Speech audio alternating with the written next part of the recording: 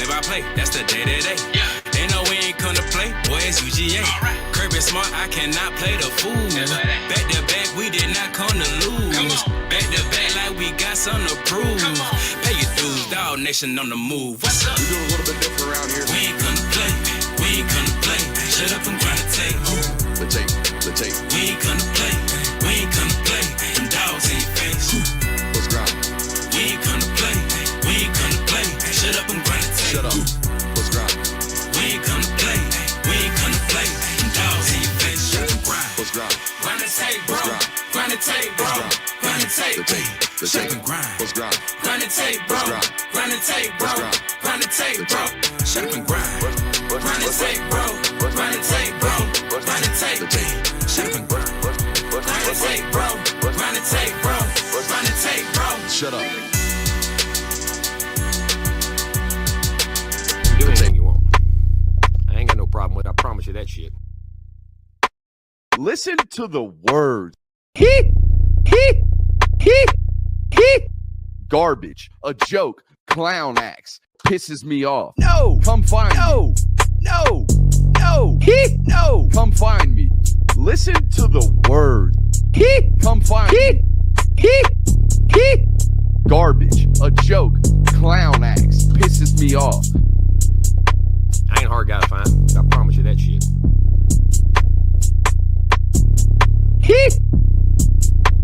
Listen to the words. Garbage, a joke, clown acts, pisses me off. What is up, ladies and gentlemen? Welcome in to the Film Guy Network on a fabulous Sunday afternoon here inside the studio. It is a Sunday during a college football season, which means yours truly is inside the studio here, kicking it off solo style. Always get rushed with emotions on these Sunday shows, whether it be nerves. Today was gratitude. Extremely grateful for this job, this opportunity that I get to have. Not only that, I want to give a shout out to my wife.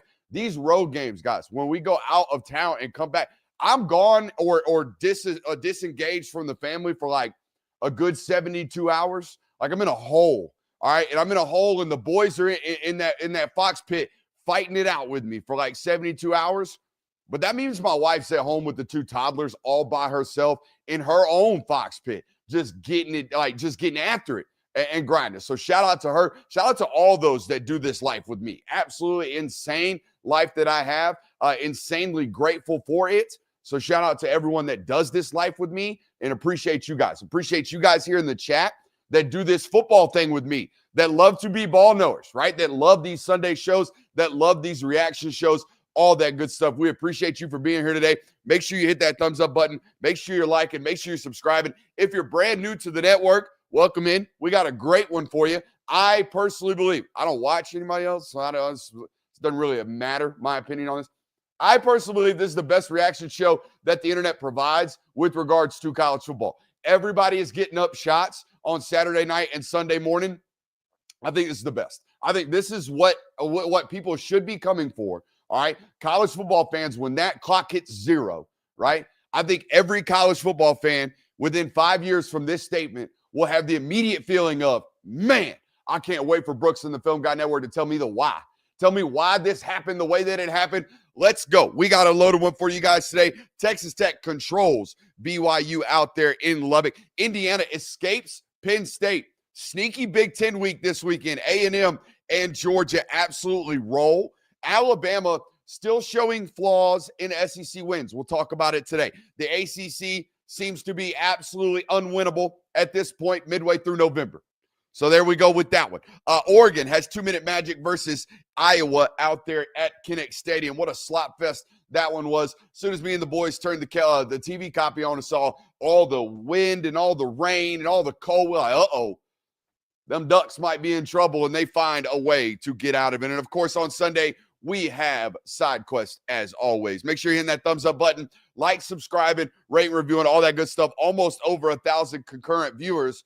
Make sure you're hitting that thumbs up button so we can get even more in here today. All right, the goal is to get as many people over to YouTube as humanly possible and make sure that they are subscribing. Just passed over 81,000.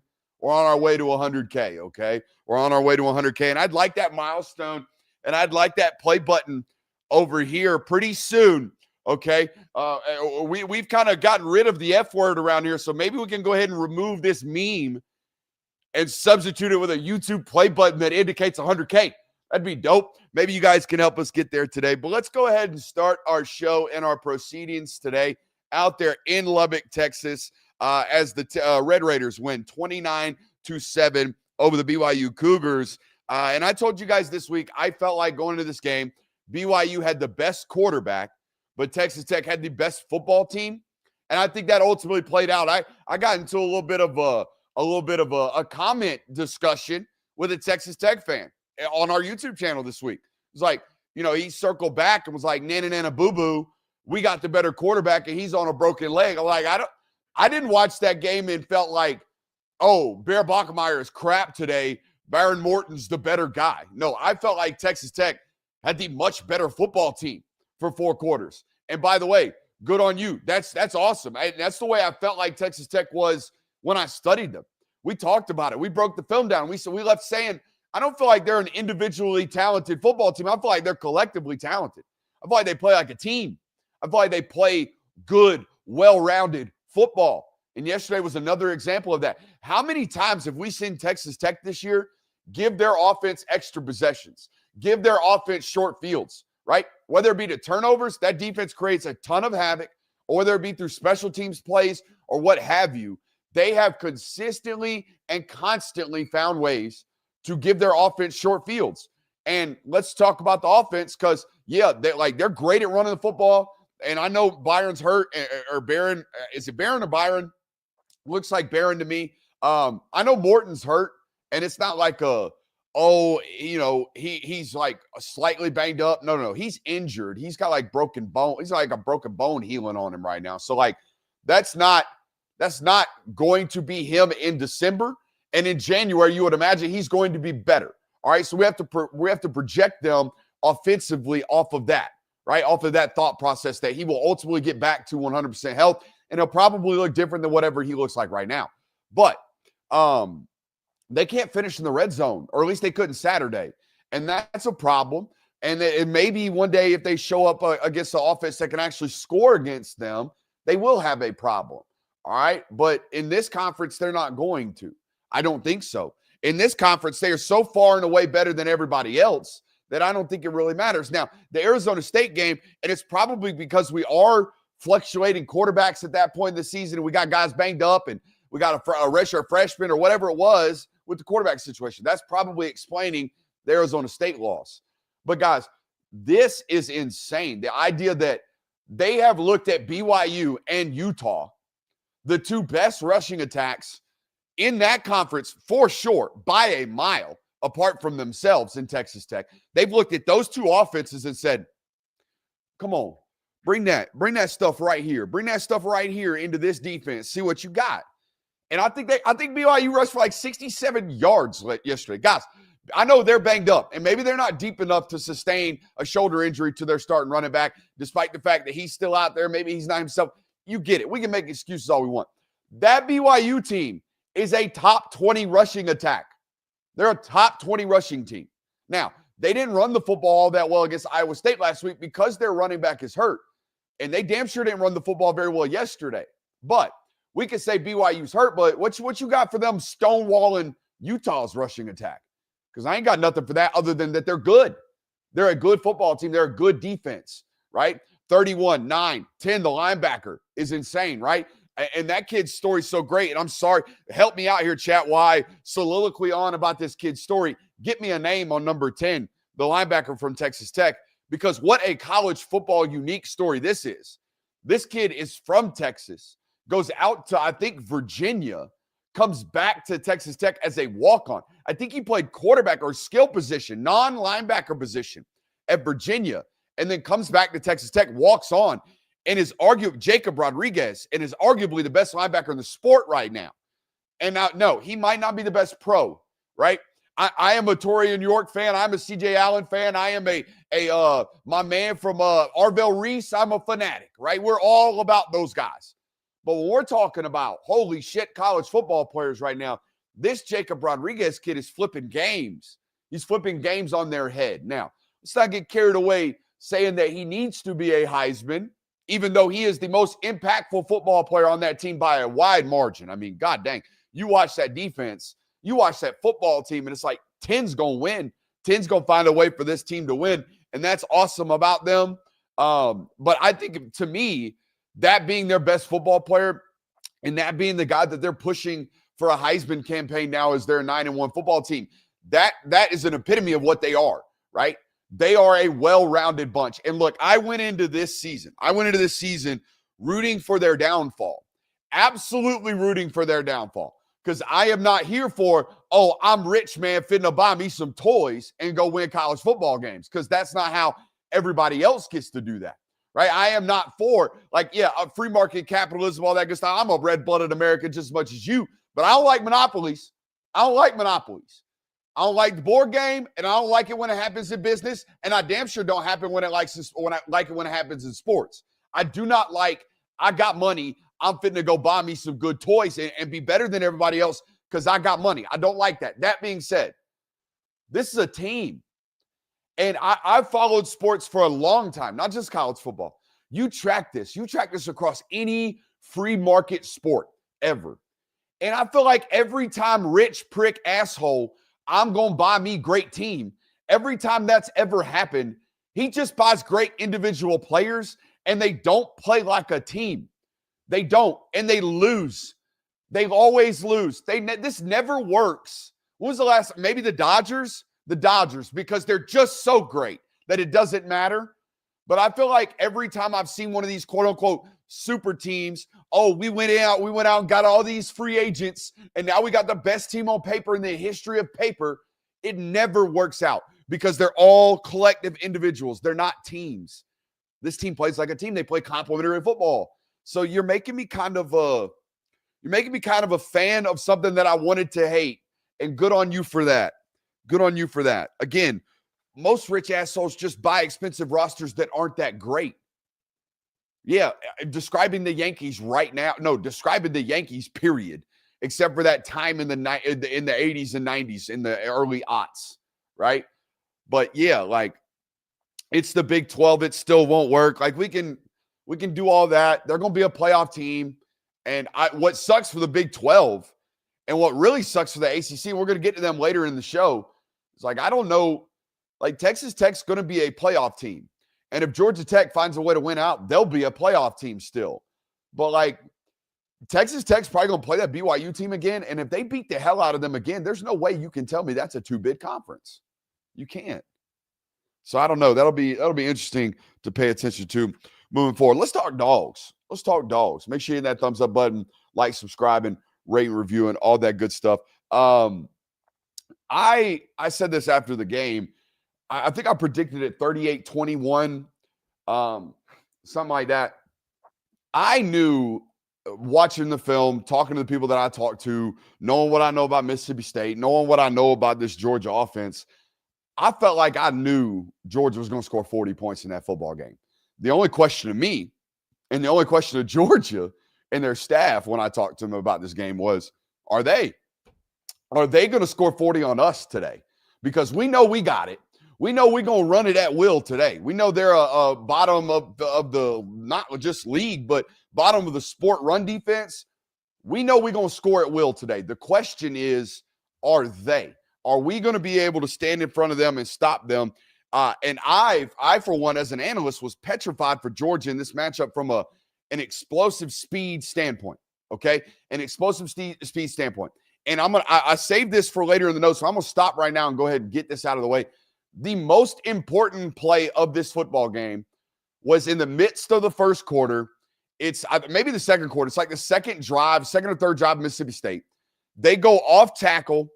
They go to run a running play off tackle. Brennan Thompson is engaged with a corner, and he gets – I'm talking about – y'all ever watch Ridiculousness and seen the scorpion, right, when somebody gets folded up like a lawn chair? That's what happened to Brennan Thompson. And I'm not talking about like, oh, quick, and then he kind of fell forward. No, Brennan Thompson's folded backwards like a lawn chair, like a good 5-6 seconds before the pile can get off of him and allow him to be okay. Somehow, some way, he stayed in the game, but he was not himself. He was not himself at all the rest of the football game. And that's football. That's the way, like, injuries are as much a part of the sport as first downs and turnovers. Like, that is this sport, is what it is. So I'm not making an excuse. I'm not saying this is why Georgia won. No, they won because they had 560 yards of total offense and 300 of it on the ground. We know why they won. I'm telling you why Mississippi State had a problem, and it's because their best player and their biggest threat and really their only chess piece to kind of even the board. Like, he is their queen. You know what I mean? He can kind of go all over the board and reset the math for them.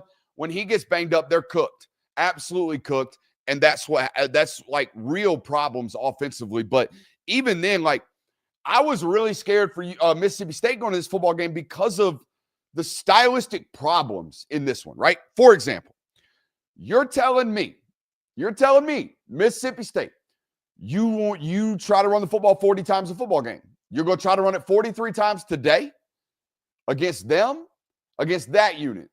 And look, as long as I have covered the University of Georgia, they have been a sub 100 point or 100 yards per game allowed guy, like on team on average. Basically, since Jordan Davis got implemented into this defense in 2019, they have been a you ain't running the ball today type of football team. So going into it, knowing that alone, knowing that they were going to try to run the football 40 plus times, I knew for a fact, based off that, they were going to face a whole hell of a lot of 3rd and 9 pluses, a whole hell of a lot of 3rd and longs, because you ain't going to run the football efficiently against the University of Georgia. Who has? Teams that have beaten them. And there's only been like 4 or 5 of those in the last 7 years. So it just doesn't happen very often. So that, first and foremost, right? Not going to happen efficiently with regards to you trying to run the football 43 times. I think it was 43 totes for 130 yards. It's like 3.5 yards a clip. That's not good enough. That's not good enough to continue to run the football. All right, so there's that. Also, that's like problem number 1. Also, problem number 2, you go try to run the ball and you can't stop the run. You're going to try and you can't. Bad recipe. Bad recipe for playing the University of Georgia, okay? So there is that. I'm probably going to do a run game only film study on Georgia's offense, because you run for 300 and we say you're going to run for 300, we're going to have to show how you went for 300. I love saying 300. So there's that. No free ads. That's actually a homemade brew, just like the cup. I don't think the 2023-2024 version of Georgia football handles that style of defense, though. All the stunts, all the rapping, all the chaos, all the I'm trying to create TFLs, that gave them nightmares the last 2 seasons of college football. The Phil Rauscher hire, the Stacey Searles development, the Drew Bobo adding into this mix has made them such a more complete unit. It's not bust assignments, it's missed assignments, right? They knew what they were doing last year. But when a 3 technique crossed the face of the guard, the center wasn't there to anticipate it, right? Or when the nose spiked away, the guard or the center would just keep chasing him. And here comes the defensive tackle wrapping back around. And now he's going to wrap into the middle of the midline of the offense and he's going to get a TFL. Or the nose tackle is going to go away and the 3 technique is going to spike into the center's face. And Walter Nolan's going to take the soul of Jared Wilson right here on the first play of the game against Ole Miss. Like, I watched that for 2 straight years. So it got to the point, and you guys that have listened to this network for years have heard me say this. It got to a point with Georgia last year, I was like, guys, y'all just going to have to run truck toss and screen passes out of the box and end arounds and everything, getting counter. Like, y'all not going to be able to run inside zone against these guys. Y'all are not going to be able to run mid zone against these guys. Y'all are not going to be able to run your base install because you can't figure out stunts. That's complete opposite now. Now it's like, I remember me watching Ole Miss and being like, hey, Pete Golden, why don't you stop doing this stunting stuff? Because they're gashing your ass. That's exactly what happened in this game for 4 straight quarters. 4 straight quarters. So Absolutely insane. Those guys need to get like, hey, big time tip of the cap. Now, they do have 5 offensive line coaches, so they ain't a stone unturned in that building, but damn, they have made drastic improvements in a year in which he told the world this is what they were going to do. You know, I love that about Kirby Smart. And you can't say this about a whole lot of football coaches that spend all offseason saying we're going to play with fire, passion, and energy. In other words, we're going to play hard. We're going to play for 4 quarters. We're going to play hard. And we're going to run the ball and stop the run. They're going to win 11 games potentially this regular season off those 2 things. We play hard and we play longer than you, and we run the ball and we stop the run. I think that's why he is who he is, right? That's why he is for my money, the best coach in college football. And I don't know what everybody else feels about that, but that's the way I feel about that. So there is that. Shout out to Nate Frazier, 12 for 181 and a touchdown. I'm gonna be honest, Nate. When you get your stride broken and you outrun a safety, I was thoroughly impressed. Now, like, I knew you were like a dude. We all knew you were a great back, but that's difference. That's a difference making. Like, he got tripped up and our stride gets kind of like discombobulated, which means we're basically starting over from a speed standpoint. And then we pull off on a safety. Hell yeah, 3. Hell yeah, 3. I didn't know. I knew you were. I didn't know you were.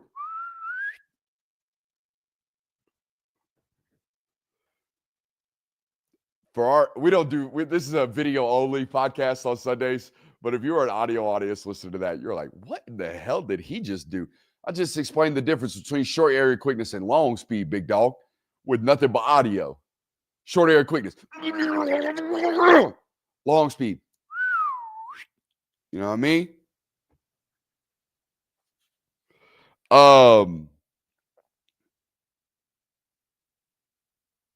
Shout out to Noah Thomas.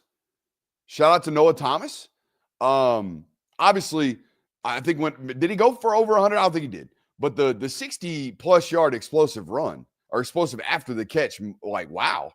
Whoa. I know when you get an open field, Noah, you're not going to be caught. For those who don't know about Noah Thomas is 6 foot. I'm going to give him 6. He's 6'6", maybe 7.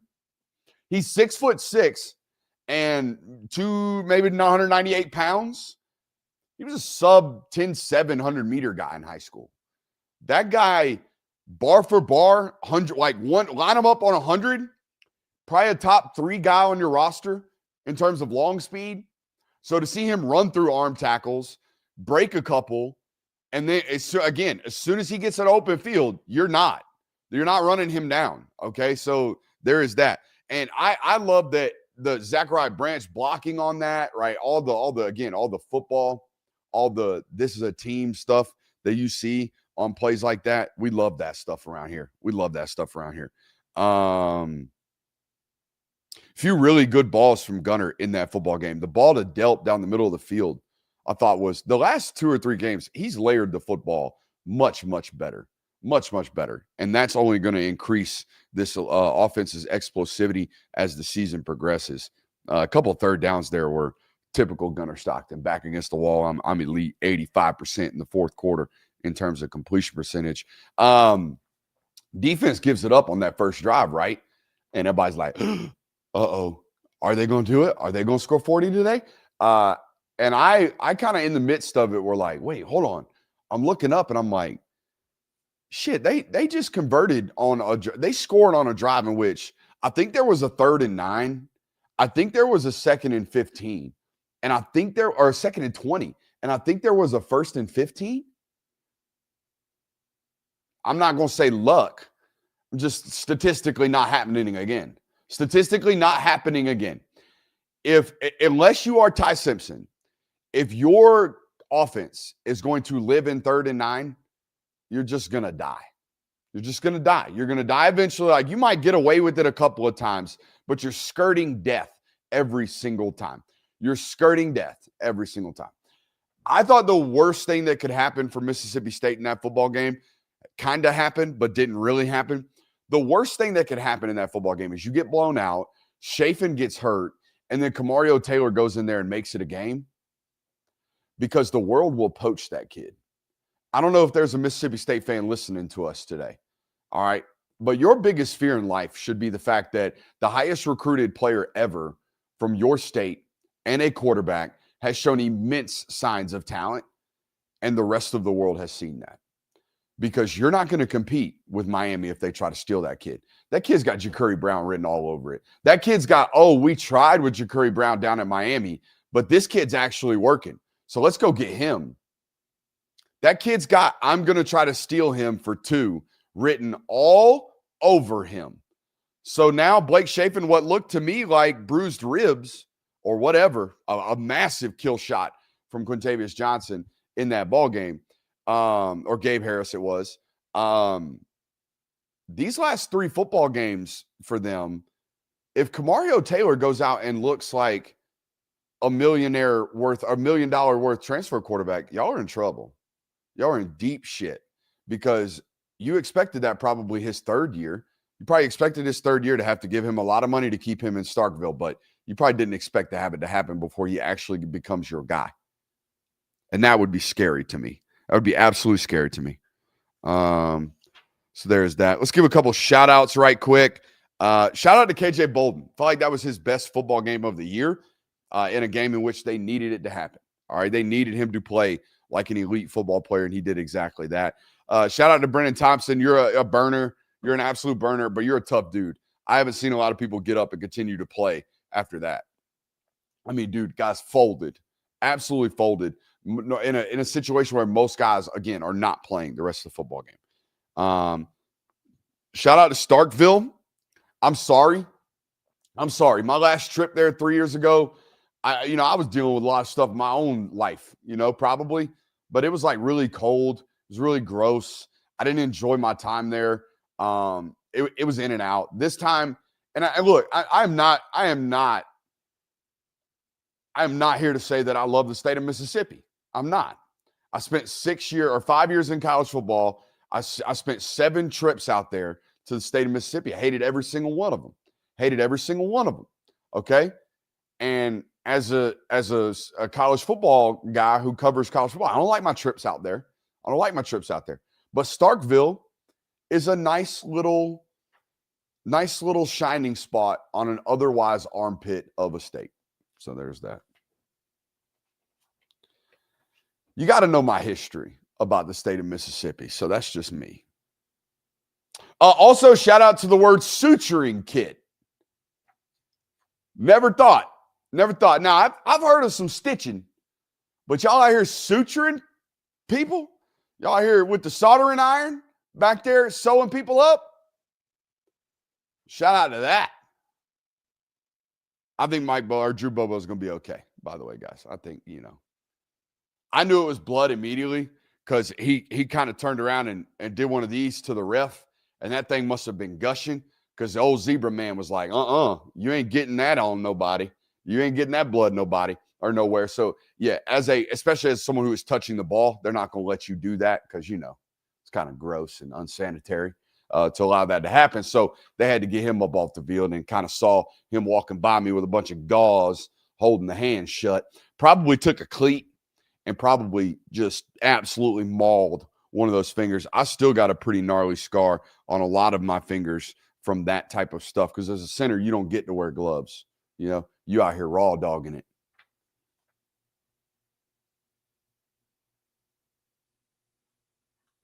You know what we found out last week, boys? We found out last week we could say whatever we want on this show on Sundays and never get diddied because the boys ain't watching it. The boys are not watching.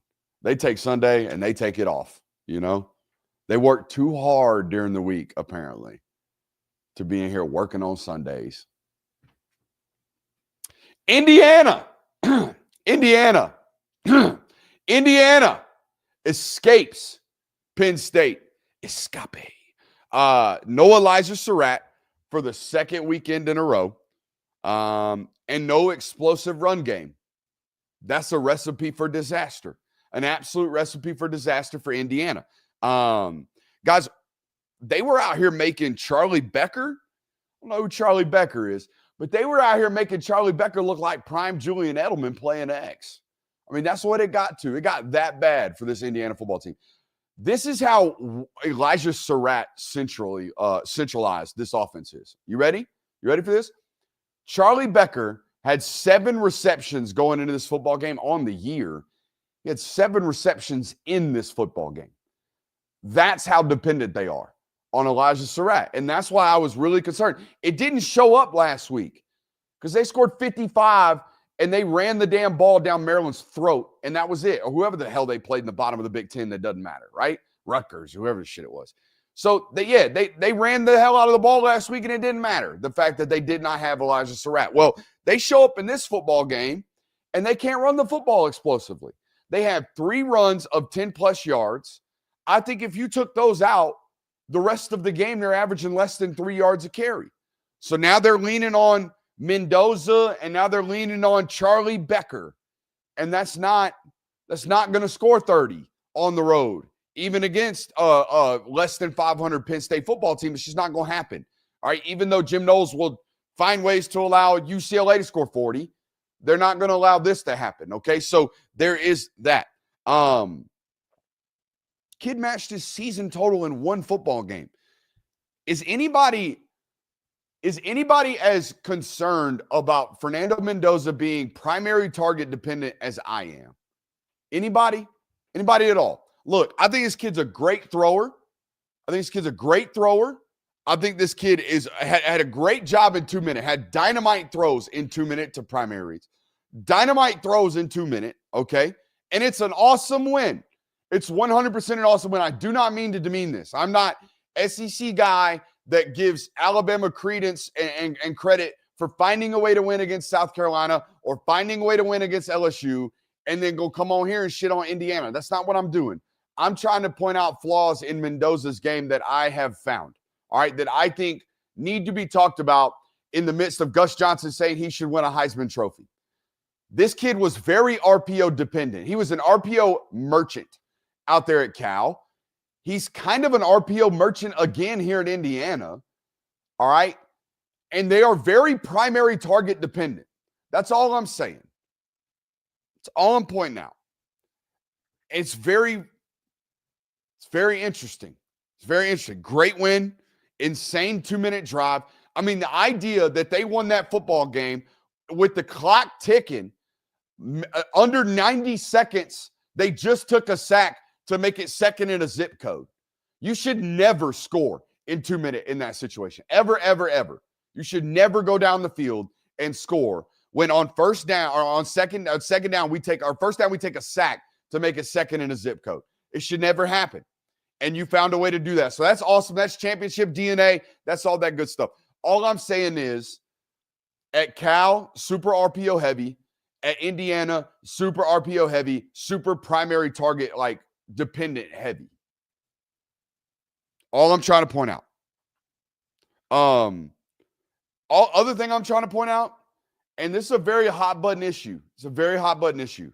But for me, all my homies, I don't know about you and your friends, but all my homies are tired of the Gus Johnson thing. We're tired of it.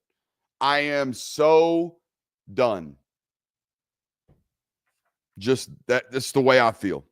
It's the way I feel. I love football award. I love football award going to number 24 and number 33 on Penn State's defense. Number 24, the middle linebacker. Number 33, Deni Dennis Sutton. Deni Dennis Sutton had a sack in that football game that ultimately doesn't count because there's a defensive hold. But that dude celebrated like he just made a sack in the Super Bowl. And I love that. I love that. Like everybody's probably told this defense that you know, this whole team, this is like, hey, pack it up, y'all are done. And I love that you guys love football enough to go out there and fight and win, or try to win, and ultimately not find a way. But that, you know, I love that. I love the way that 24 and 33 are still playing football, and you're only doing that because you love football. All right? You're only doing that because you love football.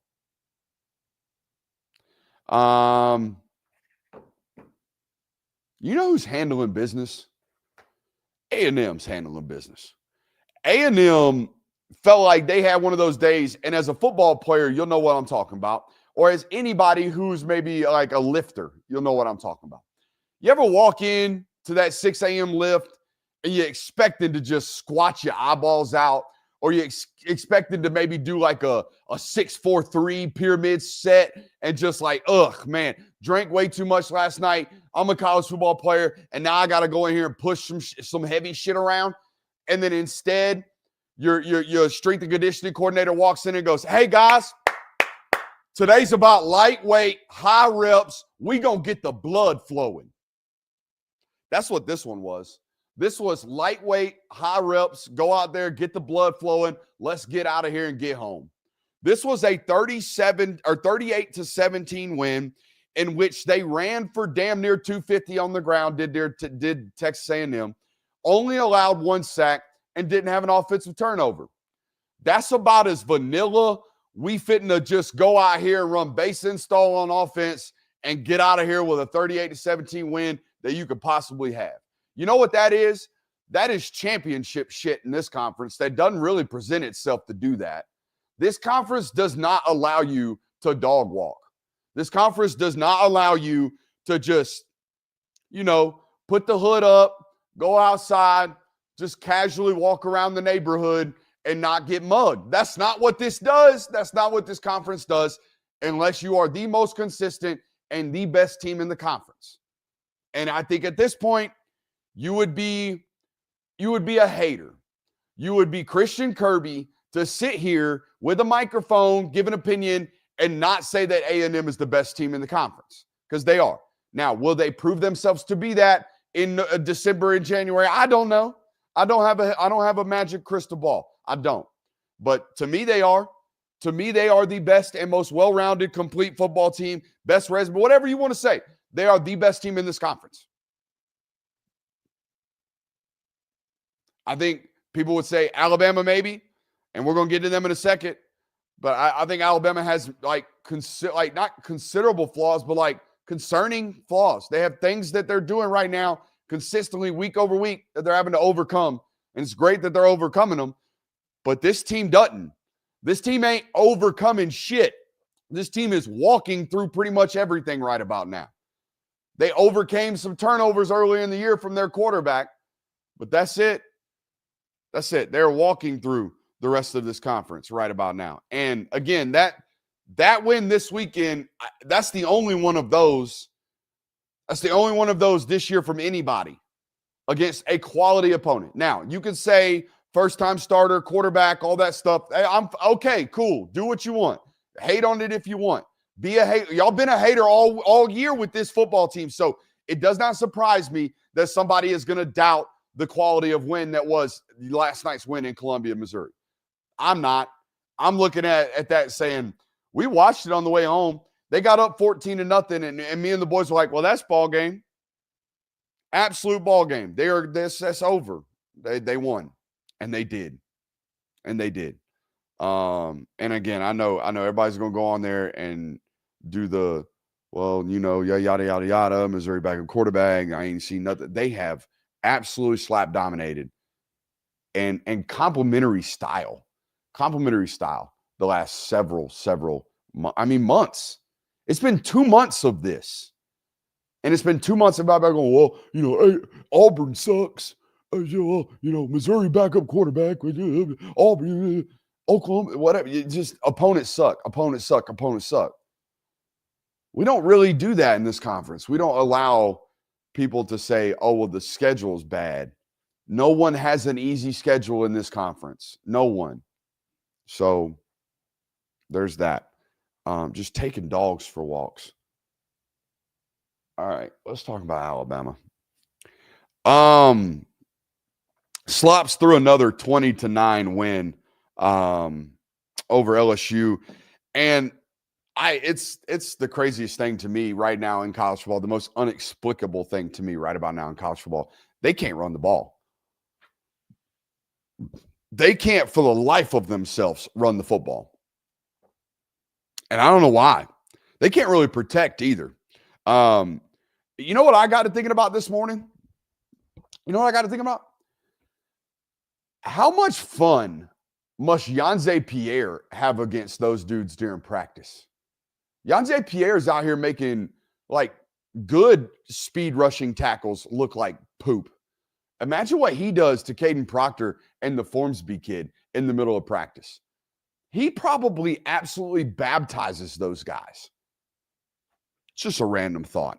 The fact that they cannot run the football and the fact that they cannot consistently protect unless they're playing Georgia, the fact that they can't do those two things it did against Florida State and will show its head up again, and they might lose a football game because of it. And I don't know if it's going to be down the stretch in the regular season, because what do they have? They have Oklahoma left and Auburn. That's about it. And is there a match? I'm probably missing a big one there. All right. But I know they got Oklahoma and I know they've got Auburn left. Help me out here, chat, with somebody, their third opponent that I'm missing here. But what is going on? Why can't they run the football? Here's the only thing I can think of, okay? Here's my only idea. They're not a duo football staff. That's not what they normally run. I don't know if we have Epic pin up, but Eastern Illinois. So I guess they got a tomato can in the middle of that run there. But here's my thing. At Washington, when I studied him, he was a mid-zone, wide zone, counter gap scheme football team. Like, that's what they did. They ran a lot of stretch out of pistol with Michael Penix. They ran a lot of mid-zone. They ran a lot of, you think we're running that? Now we're smacking you with counter out of pistol. And they ran the football well. Like, Dylan Johnson had multiple 200-yard football games in that system that they run. They don't have those kind of tackles right now. They don't have a Troy Fontenot. They have a 370-pound offensive guard that is masquerading as a left tackle, and what's the opposite of credit? To their detriment, they have glorified this guy. They have given him great PR. They have given him the football. They have allowed him to do fun things in his system, and they have made their running game off of duo and running behind 34 or 74's butt in the run game and getting him to move people off the spot. The problem is he can do that, and that's awesome that he's 370 pounds and he can move the defensive tackle against his will, but can't nobody else win. So he's moving the guy, and then they're getting tackled behind 74's ass because everybody else is just convening to the football. And he can't pass protect because he can't get off the line of scrimmage. So I don't know what to do about it. Guys, they have an unhurtable quarterback. If their quarterback gets hurt, they are in big time trouble. Now, I'm sure Keelan Russell's really, really talented. I'm sure Austin Mack's great. But if you haven't watched Alabama football this year and don't agree with me that if Ty Simpson gets hurt, they're screwed, I don't know what you're watching, because that kid is the entire offense. His brain is the entire offense right now. Can Ty get us in a situation where we can win? Can Ty on 2nd and 10 find a way to get us in 3rd and 2? God, I hope so. Can Ty hold the ball long enough and rip up through a dirty pocket and hit this deep over enough to where we can actually flip the field? God, I hope so. So he is an unhurtable quarterback. So much so that they can't play without him right now. And here's why I brought that up. Guys, in the middle of the fourth quarter, they're dusting off quarterback, Jet Reed. They're dusting off quarterback Power Reed in the middle of the fourth quarter because they cannot run the ball. That's going to be a problem. They need to figure that out majorly. And at this point, guys, we're 10 games in. So it ain't like, maybe we'll get it figured out. No, they ain't. Guys, this is the same starting 5. 6, Michael Carroll swing rotates. This is the same offensive line unit they've had all year. They haven't sustained injuries. They're not playing through, we got to get our guard back. We got to get Brailsford back. No. This has been the same unit all year. They have not improved. This is who they are. And it will be a shortcoming downfall for them at some point in this season, unless their quarterback is just this damn good. And he might be. He might be.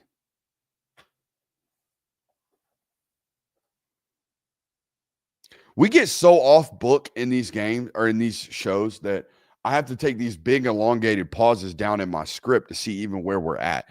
Let's talk about LSU. I tweeted about this last night. I don't know how you guys feel about this. I know how LSU fans feel about this because they think it's all on the quarterback. They think the quarterback freaking sucks. They think quarterback, he's the problem. I mean, I even saw on social media yesterday that, oh, he must be checking too much. You know, that's why all the delay. Okay. I'm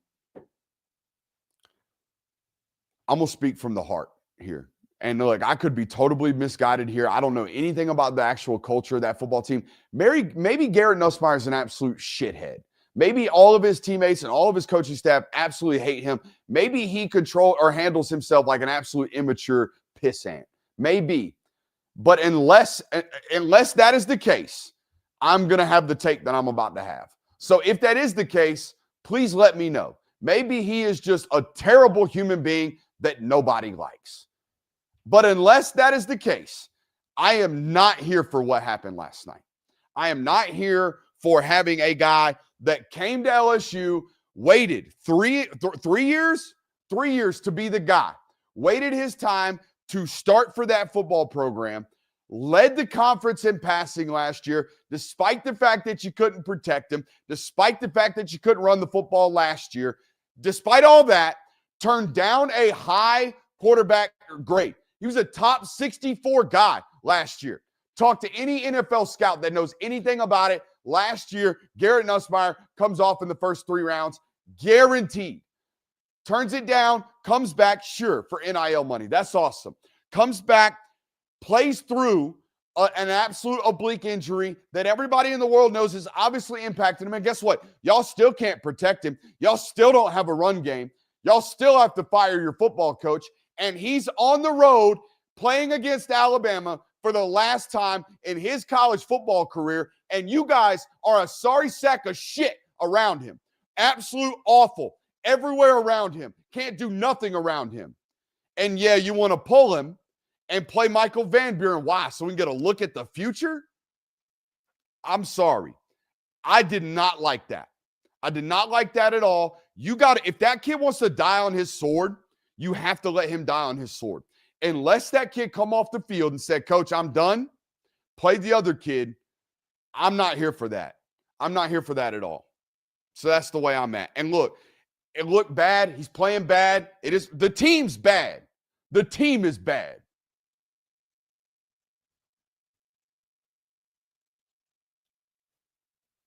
I felt like that kid did everything in his career, put his whole entire body, his entire draft stock on the line to try to win for LSU.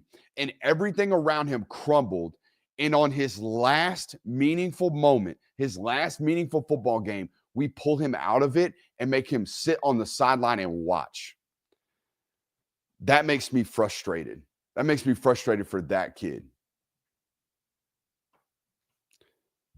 And it's not, it's like, look, this is the tape. LSU is not one good quarterback away from being elite. No, they're not. No, they're not. You're right. They were not, it's the quarterback's fault why we're not winning today. Let's play the backup to see what our future looks like. Bullshit.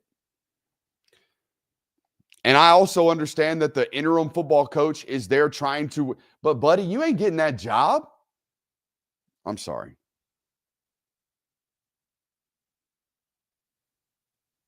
What the hell? What the hell? ACC benched for laughing. I didn't see this. Again, I prefaced it with maybe Nussmeier is a total pissant, and I don't even know that. I don't even know that to be the case. I hope it's not the case. Maybe he is. Maybe he's just an absolute asshole, and everybody hates him. And if so, then it is what it is. But I don't believe that to be the case. What the hell, ACC? Does anybody want to win that conference out there? Anybody care to win the ACC? Last week, it was Georgia Tech and Miami.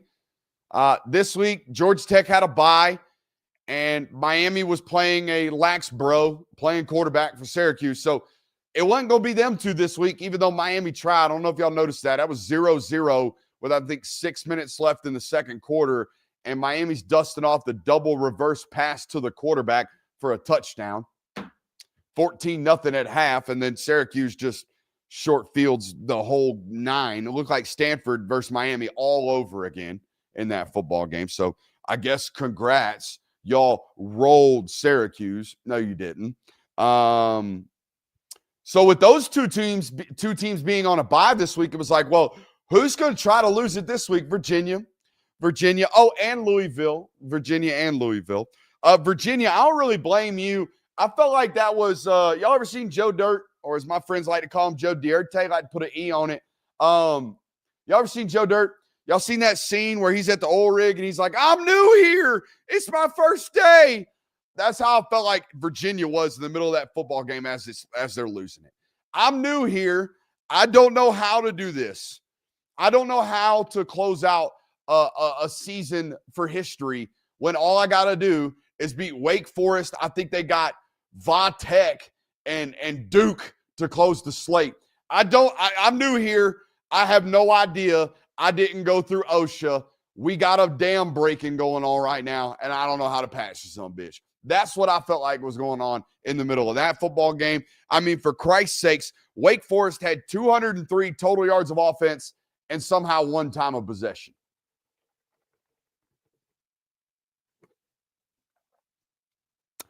$200 yards of total offense and somehow 1 time of possession.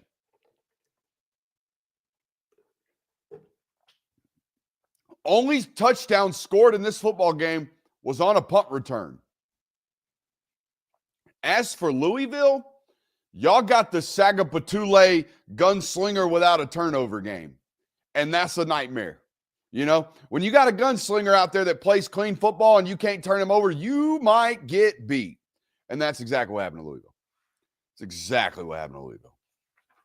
Brooks, what are you drinking? This is Nespresso.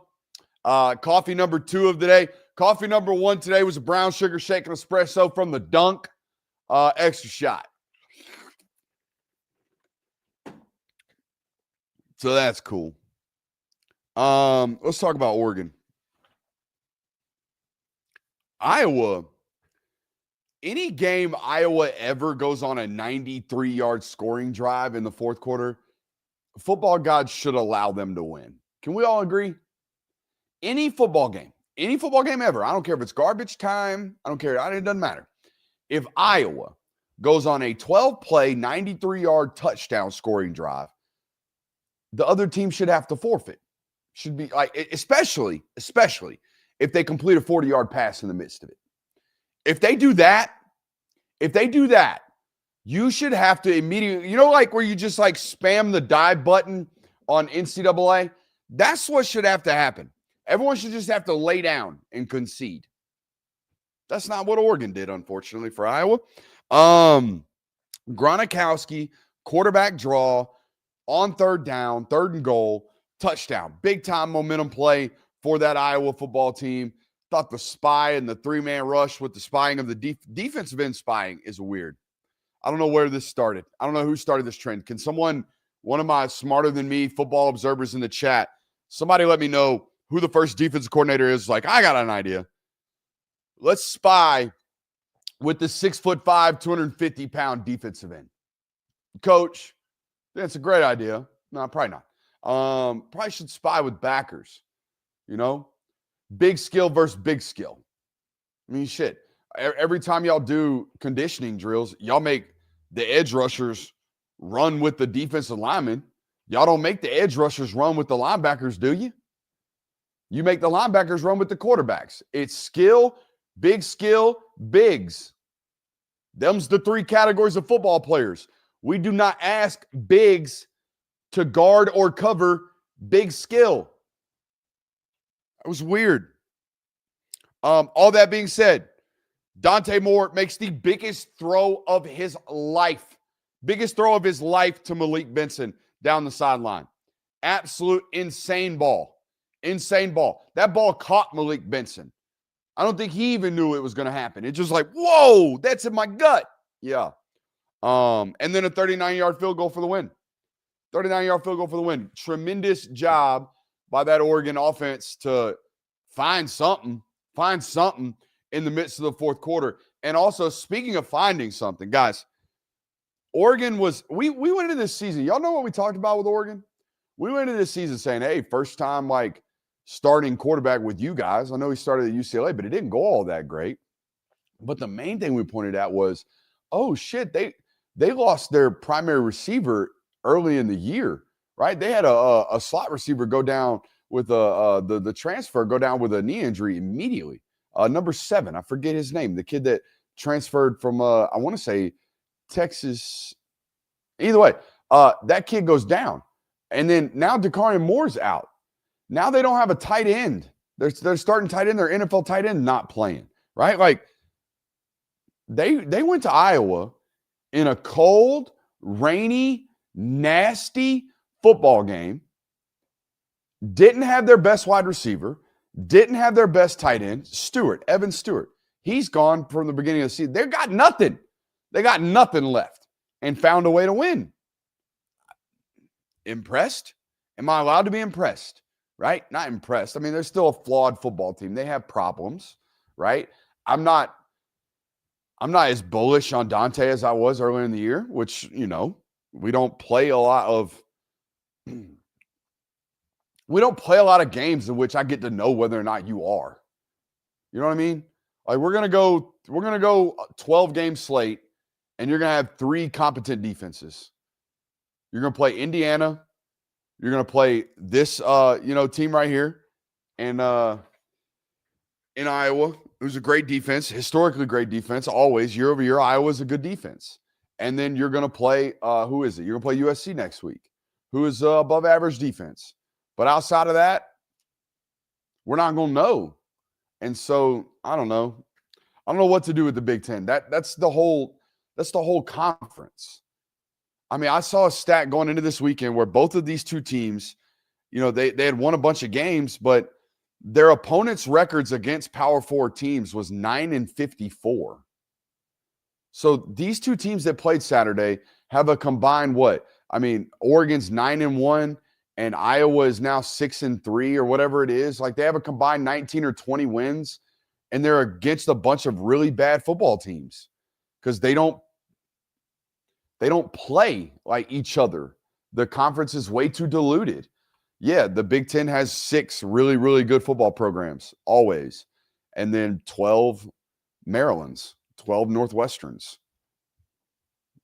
So I don't know what to do with that. 12 Michigan States, 12 Rutgerses, 12 Purdue's, 12 UCLA's. Like it's just SEC biased. Here we go. SEC biased. Sure. Look, here's the difference between me and everybody else that does my job. I have no bones about telling you that I think the SEC is the deeper and better conference. None. In fact, I think I'm statistically backed up. And every time I bring these to you, more ranked teams in the SEC, deeper. That means they're deeper. Oh, well, the AP poll is biased. All right, well, there are more teams ranked in the college coaches poll. Oh, well, coaches are biased. Okay. More players drafted. Oh, well, that's because everything's biased. I'm a biased guy. No. I mean, Kirk Herbstreit even said this the other day. Ohio State Buckeye legend, as an announcer, not as a player, even said this. If you don't think the SEC is deeper and better than the other conferences, you just don't watch football.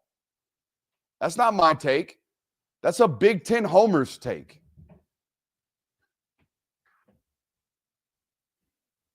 Again, no bones. I have no fear about telling you I think this conference is better. None. I have no fear about telling you I have preferential treatment about this one too. I get treated better by this conference as well. You know, I get to watch their football. I get to show their football to my audience. I get to educate my audience on their football. I get to bring their film right here to this board, and I get to educate the masses with it. What did the Big Ten office say? Oh, no. We can't have that. We can't have that. We can't have our y'all can have TV copy, but we can't have y'all breaking down all 22 out here in your mom's basement. God forbid.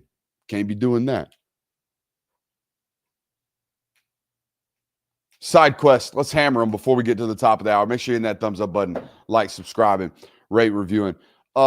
Lane Kiffin, I love you. I love you. I don't like that you still call your own plays. I don't know if you'll ever win a national championship. I don't. I don't like that we have occasional like non-show-uppers, but we haven't had one this year, so that's all good. There's some things I don't like about you, but I love you, man. I love you. I don't like that you talk shit to players. I don't like that. I don't like that you have to build off the portal because the 5-hour radius of Ole Miss says you can't recruit high school football players at a high rate, despite the fact that Ole Miss fans don't understand the history of player acquisition. You know, I don't like a lot of the things that you do, but I love you, man.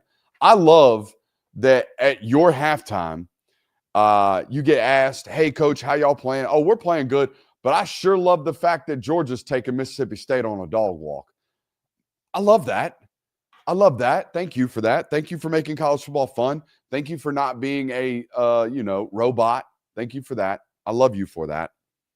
I don't like you for it, but I love you for it. Notre Dame, congratulations on being a playoff team. Now you have to survive Pitt. You got by Navy. Wow, what a great third quarter. All jokes aside, what a great third quarter for you guys. Game's 14-7 going into the half. I don't think it was very pretty, but it got ugly in the second half for you guys. We'll save Auburn for last. We see you, Wisconsin. We see you, Wisconsin. I want to read a text. This text comes from, I think, Jonathan in our producers group chat last night. In Wisconsin's gutsy performance against Washington, the Badgers' leading passer had 24 yards, and it was the place kicker. Let me repeat that. In Wisconsin's gutty win over ranked Washington, their leading passer had 24 yards thrown, and it was the place kicker.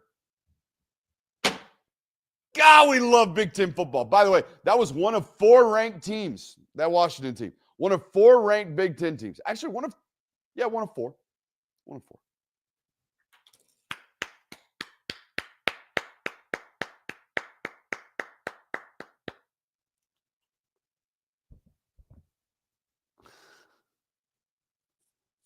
I love watching Big Ten people spin in circles about that bias argument of which one's superior. Let's talk about Auburn.